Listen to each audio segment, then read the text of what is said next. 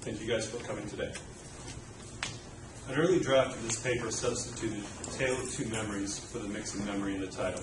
And while that's where the Dickens reference ended, that really is what this study is about.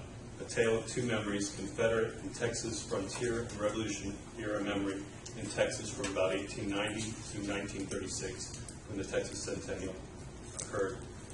Scholars have for some time been attempting to dissect and understand the nature of a Texas identity. How did Texans think of themselves? What traditions, narratives, and memories did they use to define themselves? And how did these two traditions, Confederate and Texas frontier and revolutionary memories, relate to each other? These questions lend themselves to cultural history, and scholars have looked at, among other things, monuments and their dedication ceremonies as cultural products, concerning themselves with who produced them, how they were experienced or consumed, and by whom. This study will do the same.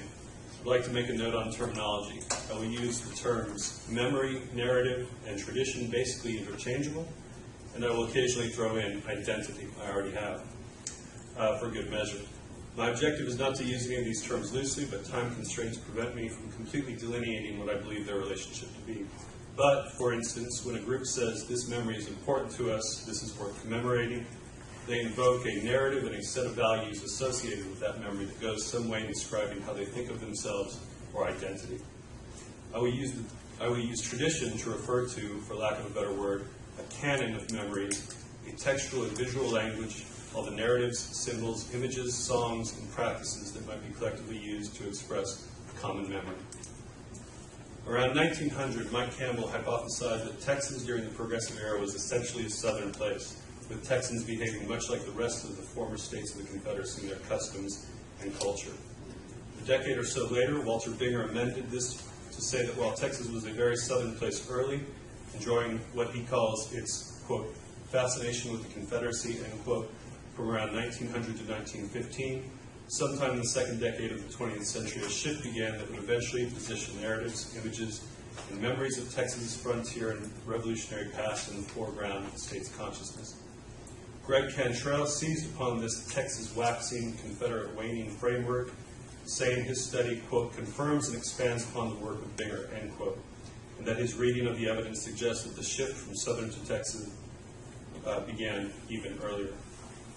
This account, however, presents a number of problems. For example, Kelly McMichael, one of the leading Texas scholars of the United Daughters of the Confederacy, states that, quote, the continued creation of Confederate monuments by Texans well into the 1940s calls into question recent interpretations by Walter Binger and Greg Cantrell, end quote. But the focus of this paper will be to analyze two aspects of Binger and Cantrell's proposed framework. One, a premise of their interpretation, the other, evidence to the contrary. The first, that this interpretation assumes that the two memories are somehow adversarial or oppositional. While never explicitly stated by either, this assumption carries throughout by implication in the scholarly language of both Binger and Cantrell. Binger, for instance, at various times states, this is going to be a long quote sort of strung together, at various times states that the shift was, quote, the conscious and unconscious distancing of a people from the South with defeat, poor expectations, and racial brutality. The shift from Southern to Texan erased that sense of not sharing the prosperous destiny of the rest of the country. That Texans bowed to progress and struck a blow to the lost cause. Texans abandoned limited possibility and racist ideology implicit in the lost cause, and that, quote, Texans escaped from the defeated, isolated, impoverished, and brutally bigoted South. In a similar vein, Cantrell reports that, quote, Texans began distancing themselves from the memories of the Civil War era. The values the UDC was seeking to inculcate were antithetical to the progressive ethos of Texans, and that Texas needed to shed the burden of Southern history. While I find this reading of the evidence problematic, it completely fails to account for or explain a practice found strewn throughout the historical record, identified and given name by Binger, that of a, quote, mixing of Texas and Southern symbols, end quote. This study argues that previous conceptualizations of Texas identity that are based on a, quote, either-or model, end quote, a, quote, categorical or essentialist approach to identity, end quote, reflected by scholarly language such as shift, distancing, erased, escaped, and abandoned, failed to take into account the possibility of a complex, multi-layered identity where expressions of Confederate and Texas memories were not mutually exclusive, but operating simultaneously and in complement to one another. Moreover, the commonplace, quote, mixing of Texas and Southern symbols, end quote, by Texans throughout the first decades of the 20th century, while identified by Binger, is never adequately analyzed or explained against the backdrop of a proposed cultural and societal shift. It is evidence of this mixing of Texas and Confederate symbols, narratives, and memories that this paper will consider and weigh against the proposed framework of competing traditions. Many examples of Texas Confederate mixing appear to have been so organic or naturally occurring that it is difficult to imagine that their producers perceived there to be any separation between the two traditions. The use of the Lone Star symbol on Confederate monuments, cited by Binger, seems a natural design choice for memorials to fallen Texans. Some form of the Lone Star motif appears on 14 of the state's 80 monuments to the Confederacy, or about 1 in every 6. Sometimes subtle, oftentimes more conspicuous, the Lone Star was featured on some of the earliest and most prominent of the state's memorials. But again, this seems like a natural design choice, and one would probably expect to find similar symbols of monuments to the Confederacy in other states, state symbols. However, other examples of Texas Confederate mixing reflect a willingness on the parts of their producers to deliberately integrate Texas and Southern narratives, memories, and traditions.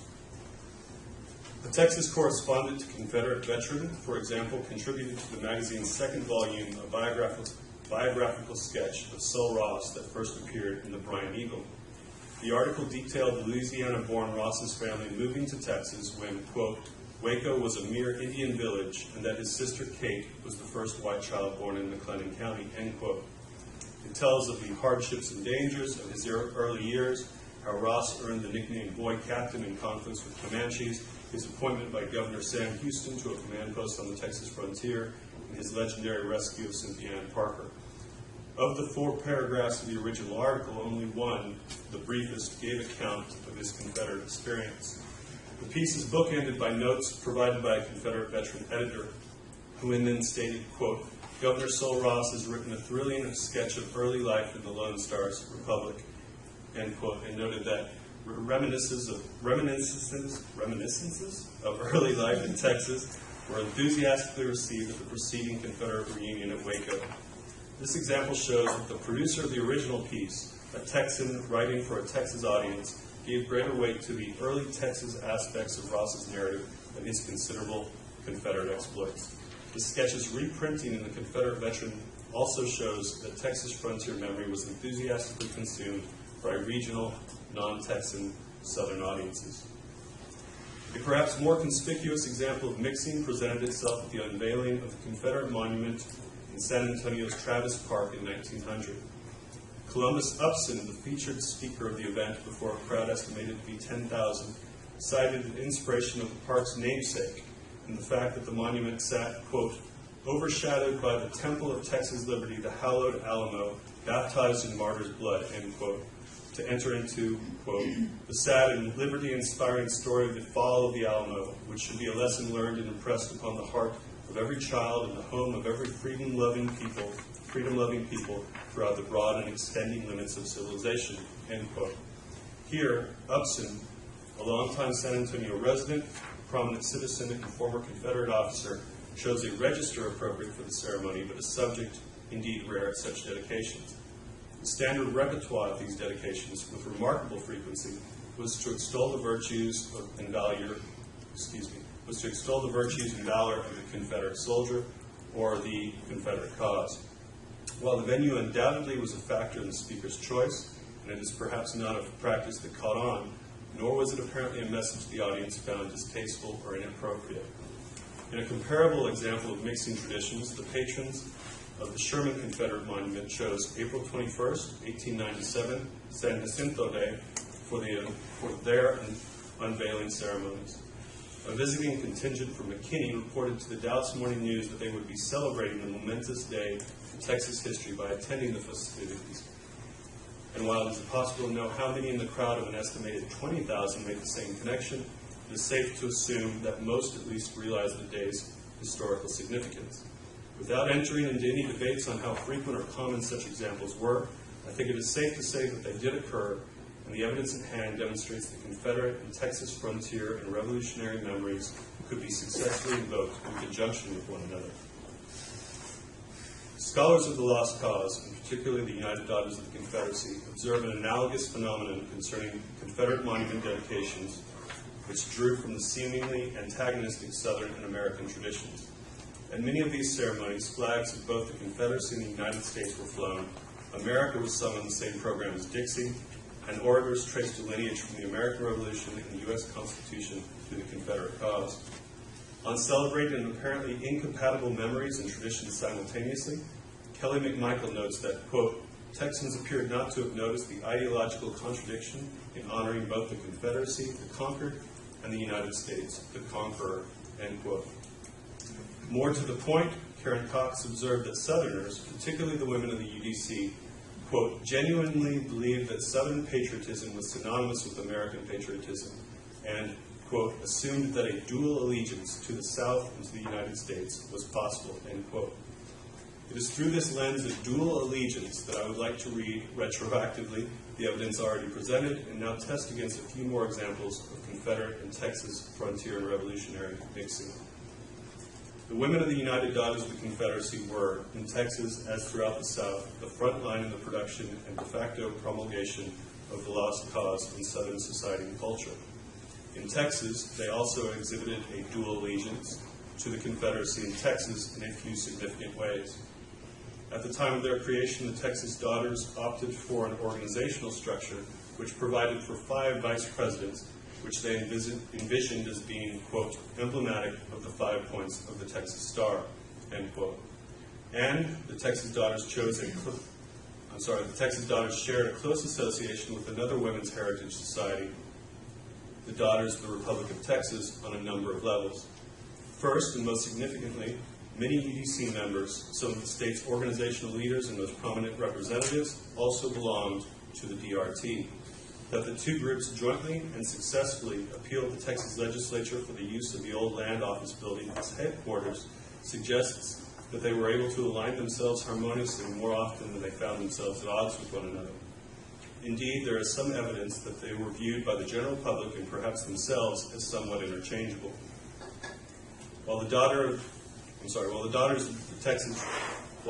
the Republic of Texas presided over most of the ceremonies for the handful of monuments to the Texas Revolution raised between 1910 and 1915, when the memorial to Elizabeth Crockett was dedicated in Acton in 1913, and no local DRT group presented itself to officiate, a UDC chapter from nearby Granbury gladly stepped in to conduct the program. Although the club women of Texas probably didn't perceive themselves to be exercising a dual allegiance, the idea that they would be somehow restricted from participating in one memorialization movement by reason of their involvement in another would have been equally foreign to them. And if the women of the UDC and DRT encountered little problem moving between Confederate and Texas revolutionary traditions, sometimes even mixing the two, neither did their men. In 1910, over the course of a week in October, Austin residents were treated to 2 observances that shut down the city for official public holidays, both with elaborate ceremonies, parades, and viewed by large crowds of local and visiting citizenry. Not only did the capital city host 2 public spectacles in the space of 7 days, but a number of its most prominent citizens performed double duty as well, serving as honorary or active pallbearers at the October 20th reinterment of Stephen F. Austin's remains in the Texas State Cemetery were A.J. Ehlers and E.P. Wilmot, Austin Mayor A.P. Woolridge, University of Texas President Dr. S.E. Messas, State Treasurer Sam Sparks, ex-Governor Joseph Sayers, and Governor-elect Oscar Branch Colquitt. All of these men, just 7 days later, assisted on various of the numerous committees responsible for the John B. Hood Confederate Monument dedication to the state capitol. For the thousands of people who lined Congress Avenue to watch the parades, and the esteemed guests and state luminaries whose names appeared on the event programs alike, participation in the 2 events seemed part and parcel to civic life for Progressive-era Texans. Indeed, civic life in Progressive-era Texas seems to have been an exercise in dual allegiance to the Confederate and Texas traditions, or if you prefer, the mixing of the two. In conclusion, I find that evidence of mixing of Confederate and Texas frontier and revolutionary memories must cast a new light on any interpretation that holds the two traditions were in any way adversarial. If these two traditions were not adversarial, and progressive era Texans could celebrate both freely, move from one tradition to the other without problem, even champion both simultaneously, as they apparently did, we should feel compelled to reassess the nature of Texas identity in the first half of the 20th century, specifically the interplay and relationship of Confederate and Texas memories, before jumping to conclusions about the relative irrelevance of either. For instance, any interpretation that underestimates the lasting power of the lost cause of Texas society in the first half of the 20th century might have difficulty accounting for that tradition's continued impact on Texas society in the latter half of the century, and indeed up to our present day. It is my hope that this present study helps to advance this discussion.